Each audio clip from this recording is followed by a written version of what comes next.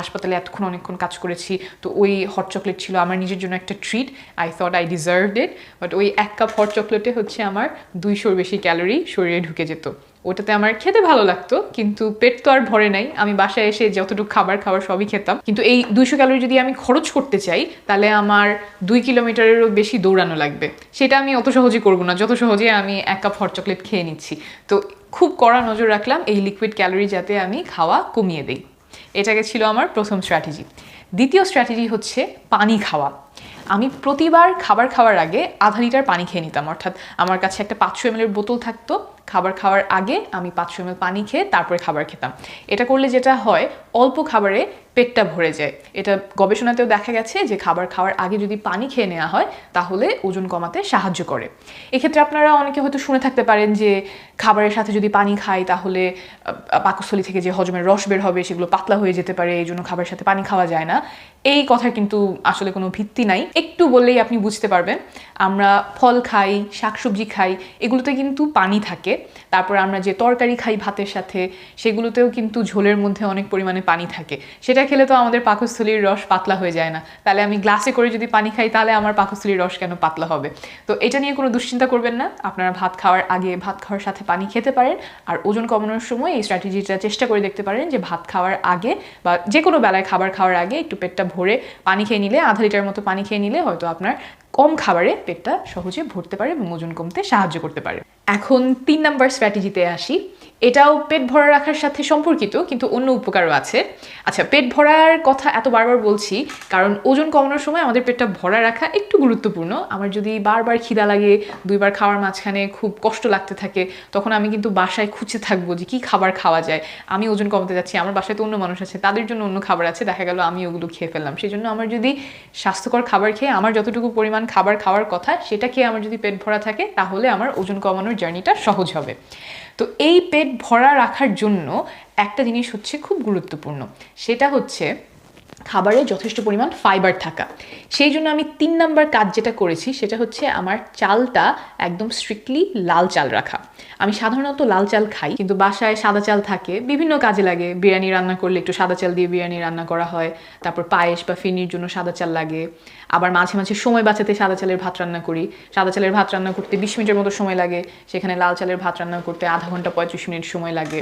তারপরে মাঝে মাঝে খেতেও ইচ্ছা করে সাদা চালের ভাত, সো সেইভাবে হচ্ছে সাদা চালের ভাত খাওয়া হয়ে যায়। কিন্তু ওজন কমানোর সময় আমি চেষ্টা করেছি শুধুমাত্র লাল চাল খাওয়ার জন্য।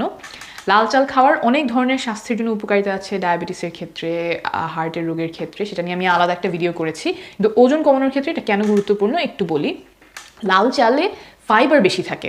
ফাইবার বেশি থাকাতে এটা আমাদের পেটে অনেকক্ষণ ধরে থাকে। তো পেটে অনেকক্ষণ ধরে থাকলে ক্ষুধা কম লাগে, আমার পেট ভরা থাকে, তো আমি অন্য কিছু খাওয়ার জন্য খোঁজাখুঁজি করব না। আরেকটা বিষয় একটু কমপ্লিকেটেড বাট বুঝিয়ে বলি, সেটা হলো আমরা যখন যে কোনো খাবার খাই শরীর সেটা ভাঙতে শরীরের কিছু ক্যালোরি খরচ করতে হয়। এখন লাল চাল যখন আমরা খাচ্ছি সেটাতে ফাইবার থাকে, শরীর সেটা ভাঙতে বেশি ক্যালোরি খরচ করতে হয়। তো তাহলে আমি যখন লাল চালের ভাত খাচ্ছি আমার মোট মিলিয়ে শরীরে ক্যালোরি জমা পড়ছে কম। তাহলে লাল চালের ভাত আমার ওজন কমাতে 2 ভাবে সাহায্য করেছে। একটা হলো পেটটা ভরা থেকেছে বেশিক্ষণ, আমার ক্ষুধা কম লেগেছে, আর হলো শরীরে ক্যালোরি জমা পড়েছে কম। আমি যে শুধু লাল চালের ভাত খেয়েছি ওরকম না, রুটি খেয়েছি, রুটির ক্ষেত্রে লাল আটার রুটি খেয়েছি, তারপর সকালের নাস্তায় হোল গ্রেইন ওটস খেয়েছি। ব্যাপারটা হলো আমরা যে রিফাইন্ড গ্রেইন খাই তার বদলে হোল গ্রেইন ওটস খেলে সেটা ওজন কমাতে সাহায্য করে। আর এখানে একটু ছোটো করে বলে নিই, লাল চাল বলতে আসলে চালটা লাল হতে হবে ওরকম না, এটাকে ব্রাউন রাইস বলে। ব্রাউন মানে খয়েরি, কিন্তু আমরা সাধারণত লাল চাল বলি। আমি এটার একটা ছবি দিয়ে দেওয়ার চেষ্টা করবো যাতে আপনাদের বুঝতে সুবিধা হয়। এটার সাথে সম্পর্কিত ছিল আমার 4 নাম্বার স্ট্র্যাটেজি, সেটা হচ্ছে আমি প্রসেসড ফুড খাওয়া একদম বাদ দিয়ে দিয়েছিলাম। যেটা শুরুতে বললাম, আমি সময় বাঁচানোর জন্য বাসায় রান্না না করে বাইরে থেকে রেস্টুরেন্ট থেকে খাবার এনে তারপরে খেতাম।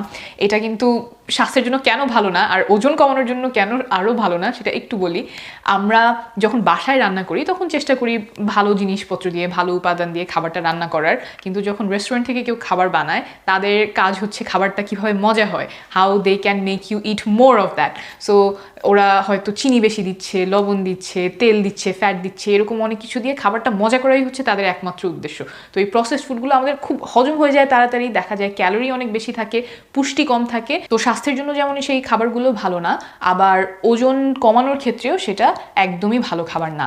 দেখা যায় যে আমরা মাঝে মাঝে অনেক প্রসেস ফুডের লেবেল থাকে যে হ্যাঁ এটা লো ফ্যাট, দেখে মনে হবে আচ্ছা এটা বোধহয় স্বাস্থ্যের জন্য ভালো, কিন্তু যদি ওই লেবেলগুলি আপনি পিছনে নিউট্রিশন ইনগ্রিডিয়েন্টস লিস্টটা দেখেন তখন দেখবেন হয়তো ওটাতে সুগার অনেক বেশি দিয়ে দিয়েছে। প্রসেস ফুডে সাধারণত যত চকচকে লেবেলে থাকুক, যতই বলুক এটা স্বাস্থ্যের জন্য খুব ভালো করে তৈরি করা হয়েছে, এটা খেলে এই হবে সেই হবে, এই ভিটামিন পাবেন, দেখা যায় যে ওই ভিটামিনও অতটুকু আছে কিন্তু সাথে আরও অনেক কিছু স্বাস্থ্যের জন্য ক্ষতিকর জিনিস ওই খাবারটাতে আছে।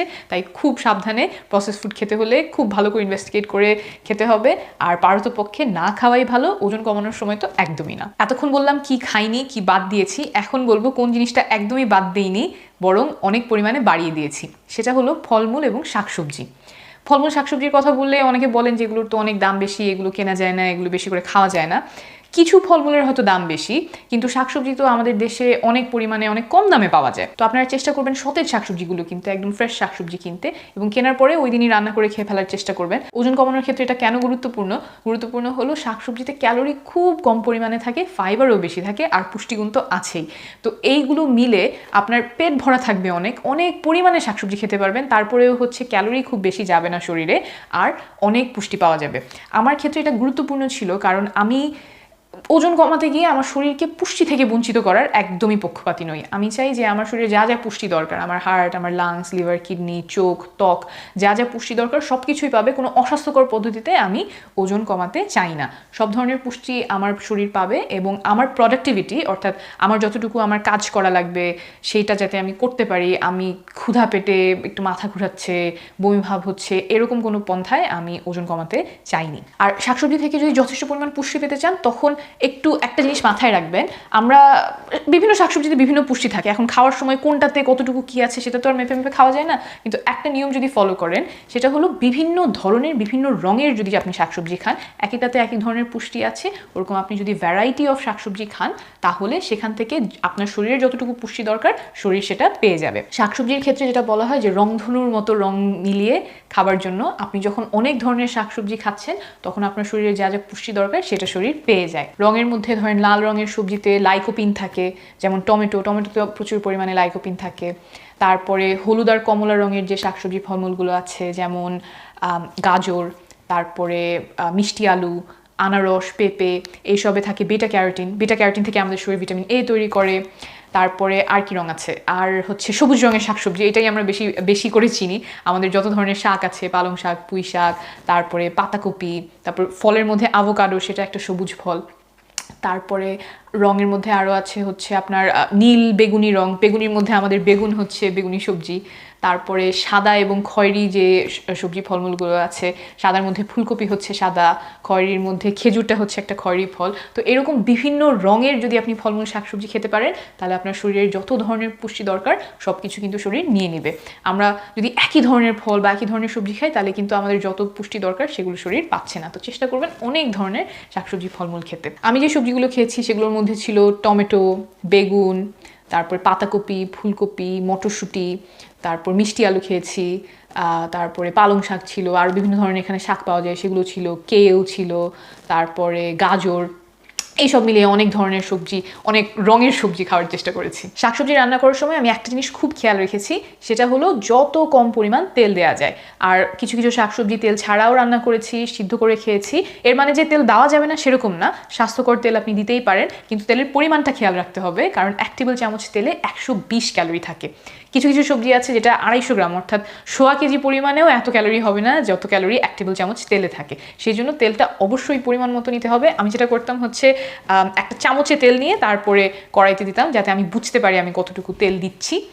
আর আপনি স্বাস্থ্যকর তেল অবশ্যই ব্যবহার করার চেষ্টা করবেন, olive oil, canola oil. Social মিডিয়াতে কিছু কিছু জায়গায় দেখেছি ক্যানোলা অয়েলকে বলা হচ্ছে স্বাস্থ্যের জন্য ক্ষতিকর, স্বাস্থ্যের জন্য ভালো না।